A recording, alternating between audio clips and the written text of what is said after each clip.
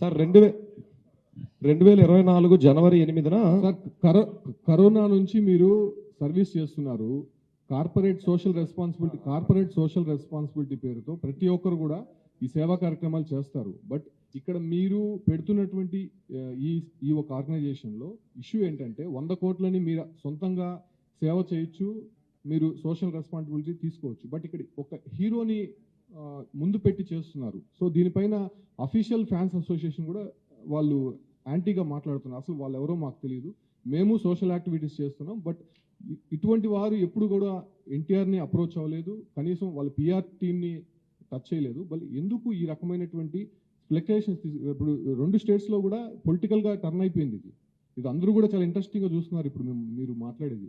So ఒక ఎన్టీఆర్ని అడ్డం పెట్టుకొని, ఒక హీరోని అడ్డం పెట్టుకొని ఈ రకమైనటువంటి యాక్టివిటీస్ 100 కోట్లు అనేటువంటి ఇష్యూనే ఇప్పుడు రైజ్ అవుతుంది. సో అది ఎక్కడి నుంచి తీసుకొని వస్తారు? మేజర్ క్వశ్చన్ అయితే ఇదే. ఆర్గనైజేషన్ అయితే మీరు పెట్టచ్చు, కానీ ఈ ఒక ఫండ్స్ అనేది ఎక్కడి నుంచి రైజ్ అవుతాయి? ఇప్పుడు మీరు సేవా కార్యక్రమాలు చేస్తే మిమ్మల్ని ఇనిషియేట్ తీసుకొని ఇంకొకరు చేస్తారనే మాట అది చాలా మంది చేస్తారు, చాలా అది రూట్ అనేది క్లియర్ అవుతుంది. సో మీరు ఏ రకంగా ఫండ్స్ రైజ్ చేస్తారో అదే ఇప్పుడు మేజర్ క్వశ్చన్. అదే సార్, ఇప్పుడు నేను ఇందాక ఫస్ట్లో మాట అన్నాను, సేవకు ఒక లిమిట్ ఉండదని. లెట్స్ సి మీరన్న అసోసియేషన్స్ ఇవన్నీ ఇప్పటి వరకు ఒక 10 రూపాయలకు సంబంధించిన సేవ చేస్తుందని అనుకుందాం. మేము 100 రూపాయలకు సంబంధించిన సేవ చేయాలని మేము అనుకుంటున్నాం. ఫస్ట్ ఆఫ్ ఆల్ ఇది తప్ప? ఏమాత్రం తప్పు కాదు సార్.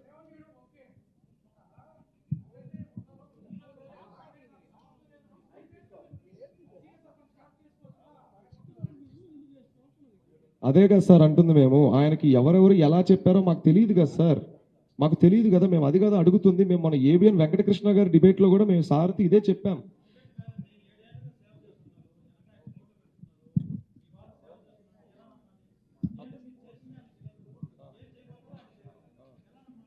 ఇన్నేళ్ళు చేసింది ఆయనకు తెలియదని అనుకుంటున్నారా? అంటే కాదు.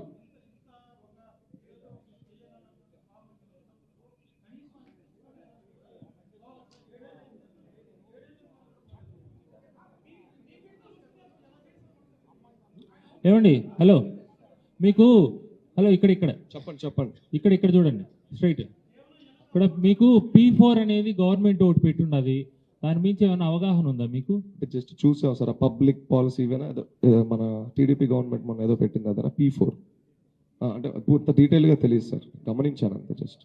మరి మీరు ఒక కార్యక్రమం ఎత్తుకునేటప్పుడు సమాజంలో ఏం జరుగుతుందో కూడా తెలుసుకోకుండా ఎట్లా ఉంటారు? P4 అనేది అవగాహన చేసుకోవాలి. అదే వస్తున్నాను సార్. మీకు ఇందాక పోర్ట్ఫోలియోస్ ఒక మాట చెప్పాను, అన్ని పనులు ఎప్పుడు ఒకళ్ళే చేయలేరు. ఓకేనా? నేను చేయగలిగే పనులు కొన్ని ఉంటాయి, మా టెక్నికల్ టీం చేయగలిగే పనులు కొన్ని ఉంటాయి, మా ఆడిటర్లు చేయలేసి ఒకటి ఉంటుంది, లీగల్ టీం ఒకటి ఉంటుంది. సో ఎవరి స్టడీ వాళ్ళు చేస్తారు సార్. ఇక్కడ అందరి ఇన్ఫర్మేషన్ అందరికీ తెలియాలని అస్సలు లేదు, ఎక్కడా లేదు. ఓకే, P4కి సంబంధించి ఉన్న కాన్సెప్ట్ కూడా ప్రతి ఊర్లో ఎవరికి వాళ్ళు దత్తత తీసుకొని చేసే కార్యక్రమాలే ఉంది. సో మీరు కూడా ఈ P4లో భాగస్వామ్యం అయ్యే అవకాశం ఉందా సార్? ఒకటి, ప్రభుత్వం, అది ఏ ప్రభుత్వం అయినా, ఏ పార్టీ ప్రభుత్వం అయినా, ఇప్పుడైనా తర్వాత అయినా, ఒకటి ప్రభుత్వానికి కూడా మనం ఉపయోగపడుతున్నాం అంటే చాలా ఆనందకరమైన విషయం సార్. ఎందుకంటే వాళ్ళు డీల్ చేయాల్సినవి చాలా ఉంటాయి. అందులో ఒక ఎన్జిఓగా మేము కొంచెం చేదోడుగా నిలిస్తే తప్పేముంది సార్? ఎవరి ప్రభుత్వం అయినా కానీ నిజంగా వాళ్ళ నుంచి మేము నిజంగా ఒక 2-3 ఏళ్ళు బాగా కష్టపడి దీన్ని బాగా ల్యాండ్ చేయగలిగితే, ప్రభుత్వం కలిసి పని చేద్దామమ్మా, మంచి పని మీరు చేస్తుంది, ఇప్పుడు గవర్నమెంట్ కొన్ని స్కీమ్స్ పెడుతుంది, కలిస్తే బాగుంటది అనుకున్నప్పుడు తప్పకుండా కలుస్తాం. 3 ఏళ్ళు తర్వాత కలుస్తాం అనేది కాదండి, ఇప్పుడు లైన్ లో ఉంది P4 అనేది, ఇప్పుడు ఉంది. సో మీరు ఇమీడియట్ గా కూడా P4తో కూడా మీ కలిసి పనిచేసేదానికి ఎక్కడైనా దత్తత తీసుకుని కొన్ని కుటుంబాలని బాగు చేయడానికి ప్రయత్నం చేయొచ్చు కదా? అదే సార్, అదే వెల్కమింగ్ ఎప్పుడైనా ప్రభుత్వం నుంచి ఉండాలి కదా సార్. ఇప్పుడు మేము ఒక ఎన్జిఓగా మా పని మేము చేసుకుంటాం, మేము వెళ్ళిపోయి డైరెక్ట్గా వాళ్ళకి ప్రపోజల్స్ పెట్టలేం కదా. దానికి ఫస్ట్ మేము అర్హులో కాదో మేము చూసుకోవాలి కదా, మమ్మల్ని మేము చెక్ చేసుకోవాలి కదా. ఒకవేళ నిజంగా మేము అర్హులైతే వాళ్ళే పిలుస్తారు సార్, అంతే. రూప్ గారు ఒకటే sir, 1 by 1 sir, 1 by 1 sir please. Roop గారు ఏంటి సార్ ఒకసారి అడగండి సార్, నాకు కనపడలేదు.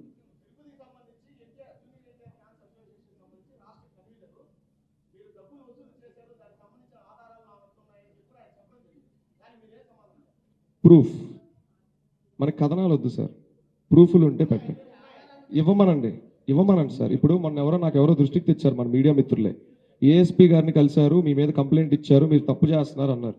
ఆ కంప్లైంట్ పేపర్లో అవి కూడా పెట్టి మేము తప్పు చేసి ఉంటే ఇవాళ అదే బయట ఉన్న పోలీస్ శాఖ గారు వాళ్ళకి థ్యాంక్స్ చెప్పుకోవాలి సార్, ముందు మర్చిపోయాను, వారు మమ్మల్ని అరెస్ట్ చేయొచ్చు.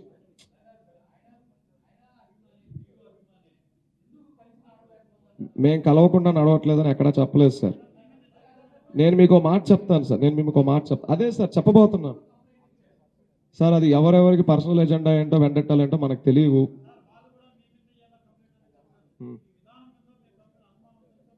అనుమానం ఉంటే ఇన్వెస్టిగేషన్ జరుగుతుంది. లా అండ్ ఆర్డర్ అనేది ఒకటి ఉంది, ఇన్కమ్ ట్యాక్స్ ఉంది, ఈడీ ఉంది, సిబి ఉంది, సిబిఐ ఉంది, సిఐడి ఉంది.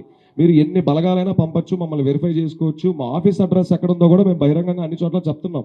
రూప్ గారు మళ్ళీ దయచేసి మళ్ళీ అదే ప్రశ్న అనుకోవద్దండి. ఇప్పుడు సింపుల్ ఒకటే అంశము.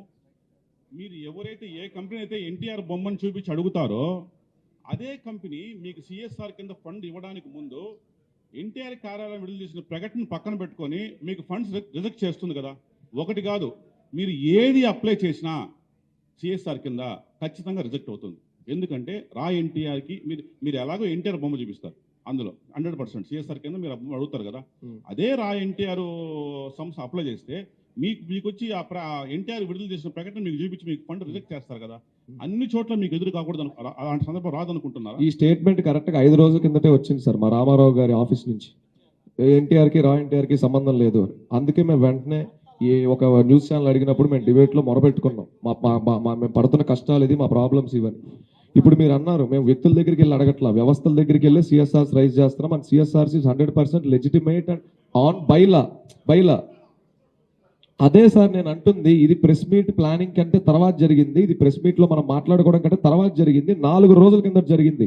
దీని వెనకాల ఎవరున్నారు, ఎందుకు ఇలాంటి స్టేట్మెంట్ వచ్చింది, 7 సంవత్సరాలుగా కష్టపడి పనిచేస్తున్న ఒక వ్యవస్థ మీద ఇలా వేయడానికి గల రీజన్స్ ఏంటి, ఇవేం మాకు తెలియవు కదా.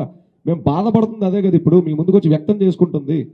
అండ్ మంచి పని ఎవరు ఆపాలని ఎవరు చూడరు సార్. గవర్నమెంట్కి అన్ని లెక్కలు చెప్పాలి సార్. ఎవరు ఇక్కడ సిఎస్ఆర్ ఫండ్స్ని మిస్యూజ్ చేయడానికి లేదు.